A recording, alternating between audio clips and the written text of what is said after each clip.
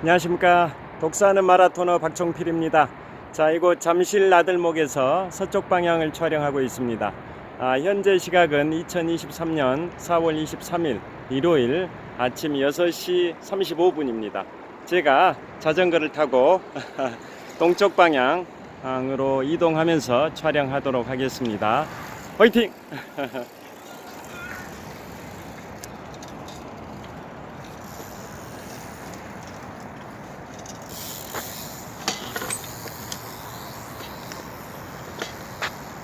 자, 잠실 나들목에서 동쪽 방향을 촬영하고 있습니다. 전방 500m 지점에 잠실대교 남단이 있습니다.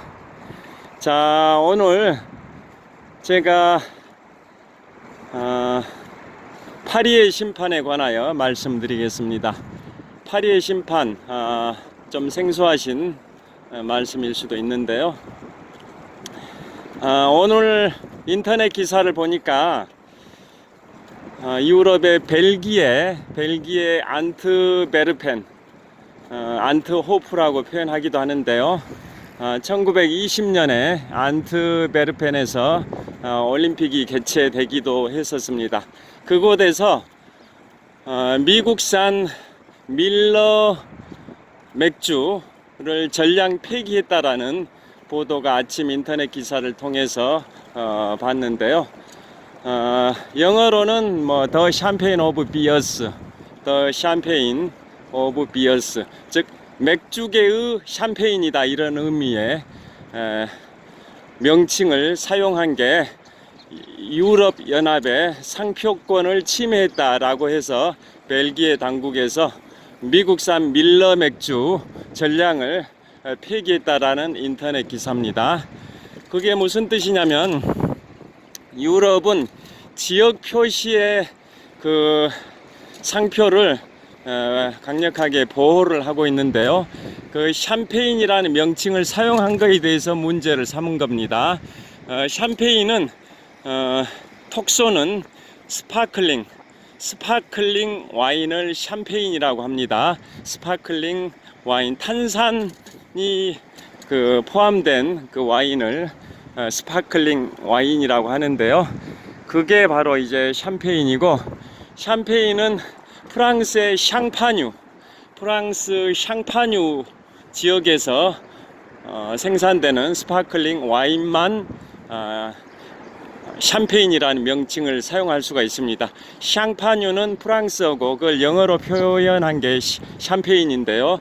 프랑스 샹파뉴 지역에서만, 거기에서 생산되는 스파클링 와인만 샴페인이라는 명칭을 사용할 수 있는데, 미국의 100년 전통의 밀러 맥주 회사에서 더 샴페인 오브 비어스, 즉 맥주계의 샴페인이다 라는 명칭을 사용한 게 결국은 유럽의 지역 표시 상표권을 침해했다 라는 이유로 미국 위스콘신주 밀워키에서 생산된 100년 전통의 밀러 맥주를 이제 전량 폐기했다라는 건데요. 밀러 맥주는 100년 이상이 된 굉장히 유명한 맥주 회사죠. 미국 위스콘신주 밀워키에서 생산이 되는 밀러 맥주. 그런데 그 회사에서 지금부터 54년 전인 1969년부터 더 샴페인 오브 비어스, 맥주계의 샴페인이라는 명칭을 사용을 해오긴 했는데, 그건 미국 지역에만 판매를 해왔었답니다. 그런데 이번에 처음으로 독일에서 주문을 해왔고, 독일의 주문자가 더 샴페인 오브 비어스라는 명칭을 표기를 해서 좀 생산해 달라라는 독일 주문자 요청에 따라 그렇게 표기를 했는데요.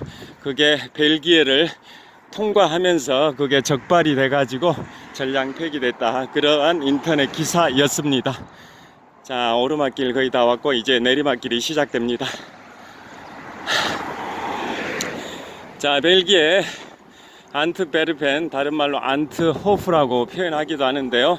아까 말씀드린 대로 1920년에 근대 올림픽이 개최됐던 도시이기도 하고, 그 다음에 제가 지난 3월 6일에 인문학서적 네 번째로 출간했던 제2차 세계대전 월드워 2, 다른 말로 더 세컨 월드워, 여기에 이제 묘사하기도 했습니다마는 노르망디 상륙작전이 1944년 6월 6일에 있었고, 이 상륙작전을 통해서 연합군이 유럽 본토를 수복을 하면서 계속 추축국의 핵심이었을 뿐만 아니라 2차 세계대전의 전범 국가였던 독일의 베를린을 향해서 계속 진격하는 과정에서 네덜란드 수복작전이라고 하는 이른바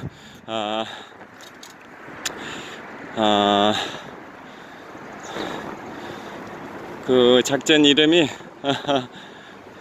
마켓 가든 작전입니다. 마켓 가든 작전. 네덜란드 수복 작전의 작전명이 마켓 가든 작전이고, 노르망디 상륙 작전은 해왕성 작전이고, 스탈린그라드 전투는 천왕성 작전이고, 여러 작전명들이 있는데요.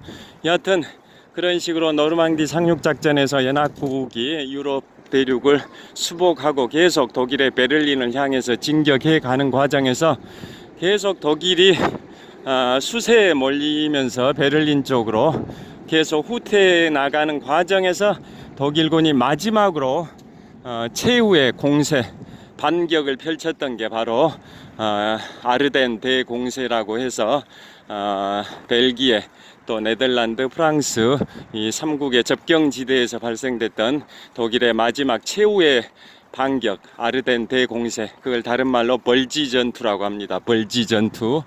여하튼 벌지 전투가 그 당시에 연합국들의 최전방 보급지 역할을 했던 곳이 바로 벨기에의 안트베르펜인데요. 그것 항구를 연합국이 점령을 수복을 하면서 최전방에서 연합국의 보급 기지 역할을 했었던 곳인데, 독일이 그곳을 빼앗아서 연합국의 공세를 차단하겠다라고 해서 펼친 작전이, 날씨가 아주 흐린 상황에서 펼친 작전이 독일의 최후의 반격 작전인 아르덴 대공세, 다른 말로 벌지 대전투라고 하는데요.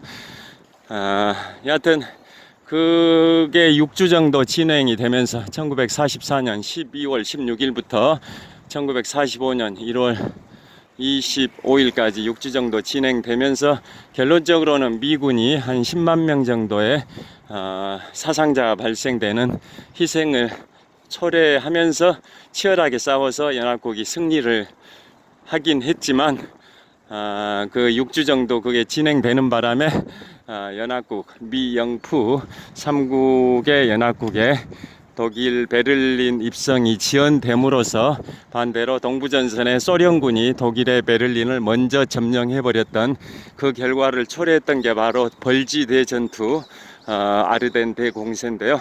그 아르덴 대공세의 전략적 목표물이 바로 벨기에의 안트베르펜, 즉 안트호프였습니다. 그곳에서 이번에 미국산 밀러 맥주를 전량 폐기했다라는 소식을 전해드렸고요. 그 관련해서 제가 3년 전에 출간했던 인문학서적 첫 번째 작품에 독서하는 마라톤의 여행과 자전거 타기가 있습니다. 2020년 1월에 출간했는데요. 거기에 해외 여행기들도 많이 담았는데요. 그 중에 제가 4년 2개월 전에 여행했던 미국의 샌프란시스코 여행기가 수록이 되어 있고, 그 관련해서 샌프란시스코를 여행했을 때 북동쪽 60km 지점에 있는 나파밸리라는 와이너리 지역을 탐방을 한 적이 있습니다. 그 관련해서 제가 파리의 심판에 관하여 말씀드리겠습니다. 자, 퀴즈를 하나 내드리겠습니다. 지금부터 한 10년쯤 전에 포브스 코리아에서 우리나라 대기업 CEO들 대상으로 설문조사를 했는데요. 대기업 CEO들이 가장 좋아하는 와인이 뭘까요? 와인 브랜드가, 대기업 CEO들이 가장 좋아하는 와인 브랜드가 바로 캘리포니아주 나파밸리에서 생산되는 로버트 몬다비 와인입니다. 로버트 몬다비 와인. 그 와인은 한 50여 년 전통을 갖고 있는 나파밸리 와이너리 중에서 최고의 와인 양조장에서 생산되는 브랜드가 로버트 몬다비 와인인데요. 제가 그곳을 바로 4년 2개월 전인 2019년 2월에 샌프란시스코 여행 갔을 때 샌프란시스코 북동쪽 60km 지점에 있는 나파밸리 지역에 가서 그 와인을 시음을 했었고 몇 병 구매를 하기도 했었습니다. 그 당시에 한 $30 정도의 중저가 와인을 구매했으니까 한국 돈으로 한 35,000원 정도 됐는데요. 그건 국내에서는 한 10만 원 정도에 판매되고 선물용으로 굉장히 애용이 되고 있는 와인 브랜드입니다. 자, 그래서 그 관련해서 파리의 심판이라는 것에 관해서 설명드리려고 하는데요. 2008년에 영화, 지금부터 15년 전인 2008년도에 영화 미라클, 기적이란 뜻입니다. 기적. 미라클이라는 제목의 영화가 그 파리의 심판을 소재로 한 영화입니다. 그게 뭐냐면 이겁니다. 결론부터 말씀드리면 유럽의 정통 와인인 프랑스 보르노 프랑스 지역의 보르뇨 와인, 그것을 미국의 캘리포니아의 나파밸리 와인이 시음회 블라인딩 테이스팅, 눈 가리고 맛을 보는 블라인드 테이스팅 대회에서 캘리포니아 나파밸리 와인이 유럽의 전통 와인인 프랑스 보르뇨 와인을 이겼다, 이게 결론인데요. 그거 배경을 이제 설명을 드리면 1976년입니다. 1976년에 어떤 영국인 청년이 프랑스 파리에서 샴페인 샵을 운영을 했었습니다. 샴페인 샵 겸 샴페인 아카데미를 경영을 했는데요. 자기가 봤을 때는 유럽의 정통 와인인 프랑스 보르뇨 와인, 이것보다는 신생 와인인 캘리포니아 나파밸리 와인이 맛이 더 좋다라고 생각을 해서, 그러면 정말 눈을 가리고 맛을 보는 행사인 블라인드 테이스팅 대회를 한번 해보자 라고 해서 프랑스 파리의 인터컨티넨탈 호텔에서 그 대회를 개최를 했습니다. 그런데 결론이 어떻게 됐겠습니까? 결론은 이제 풍납토성 나들목 거의 다 왔습니다. 결론은 자, 계속 질주하면서 촬영하겠습니다. 결론은 뭐냐면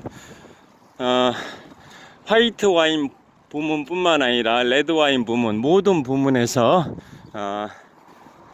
그 캘리포니아의 나파밸리 와인이 유럽의 정통 와인 프랑스의 보르뉴 그 지역에서 생산되는 그 와인을 꺾어버리고 이긴 겁니다. 그래서 그게 이제 프랑스 파리에서 열렸던 블라인드 테이스팅 대회에서 이겼다 해서 그걸 파리의 심판이라고 합니다. 그리스 로마 신화에 파리스의 심판이라고 있습니다. 그리스 로마 신화의 파리스의 심판. 그게 이제 트로이 전쟁의 발단이 됐다라는 것도 제가 그 책에다 기술을 하기도 했는데요. 그 파리스의 심판에서 말을 따와 가지고 파리의 심판이라고 하는 겁니다. 1976년에 프랑스 파리에서 유럽의 정통 와인과 캘리포니아 나파밸리 와인이 블라인드 테이스팅을 했는데 캘리포니아 나파밸리 와인이 이겼다. 그래서 파리에서 그 심판이 이루어졌다 해서 파리의 심판이라고 합니다. 그래서 캘리포니아 나파밸리 와인이 굉장히 이제 급부상을 하게 되고 지명도가 올라가게 되고, 그 다음에 그로부터 30년이 지난 2006년입니다. 2006년에 앙코르 시음회를 하자고 프랑스에서 먼저 제안이 들어왔습니다. 즉 1976년에 프랑스가 패배했기 때문에 프랑스 와인이 패배를 해서 그걸 이제 뒤집기 위해서 우리 30년 만에 앙코르 시음회를 하자라고 프랑스에서 먼저 제안을 했는데 결과는 어떠했을 것 같습니까? 2006년도입니다. 그때 역시 다시 캘리포니아 나파밸리 와인이 유럽의 정통 와인인 프랑스 보르뉴 지방에서 생산되는 그 와인을 또 꺾어버렸습니다. 2연승을 한 겁니다.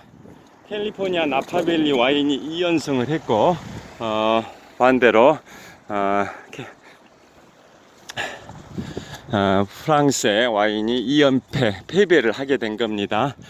여하튼 그러한 게 바로 파리의 심판이고, 그걸 소재로 한 영화가 2008년도에 개봉된 미라클이란 영화인 겁니다. 자, 지금 차량들의 차 번호판을 찍지 않기 위해서 스마트폰을 허공을 향해서 촬영을 하고 있습니다. 자, 이 지역을 통과를 하게 되면 다시 정상 각도로 촬영을 하겠습니다.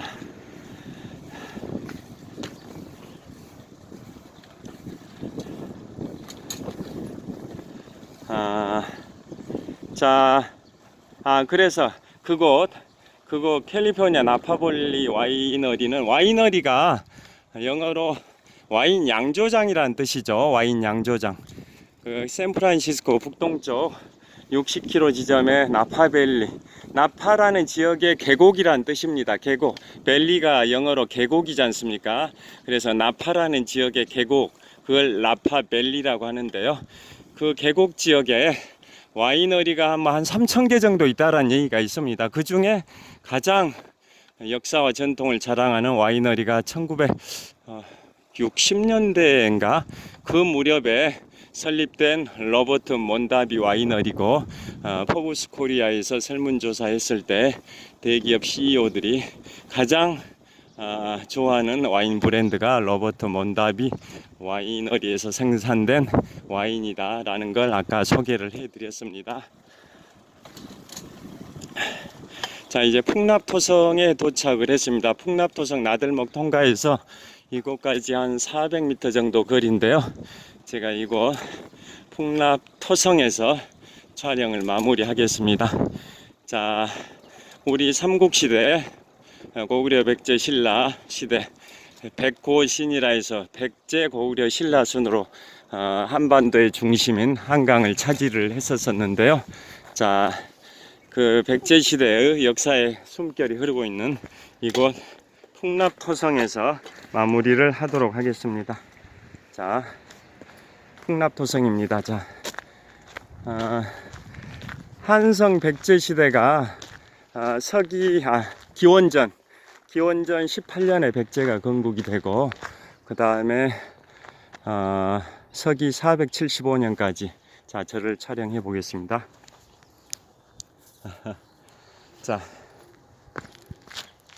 자, 뒤쪽에 보시면 어제 2023년 롯데월드타워 스카이런 2917개 계단, 이 123층 2917개 계단을 오르는 수직 마라톤 대회가 열렸던 롯데월드타워 방향을 촬영하고 있습니다. 이곳은 한성 백제 시대의 역사의 숨결이 살아 숨쉬고 있는 풍납토성입니다.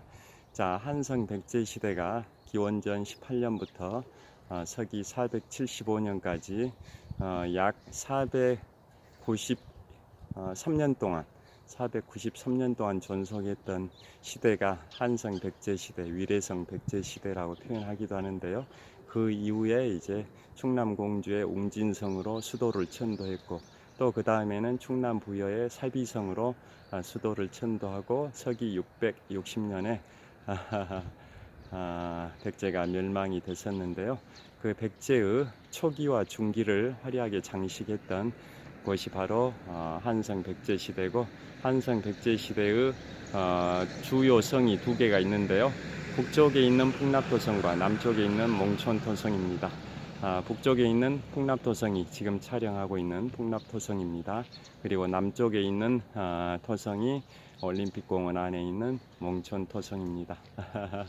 자, 오늘 제가 파리의 심판에 관하여 말씀을 드렸습니다. 오늘 일요일입니다. 유쾌, 상쾌, 통쾌하고 건강하고 보람차고 즐겁고 뜻깊은 행복한 하루 되시길 빌겠습니다. 시청해 주셔서 감사합니다. 화이팅!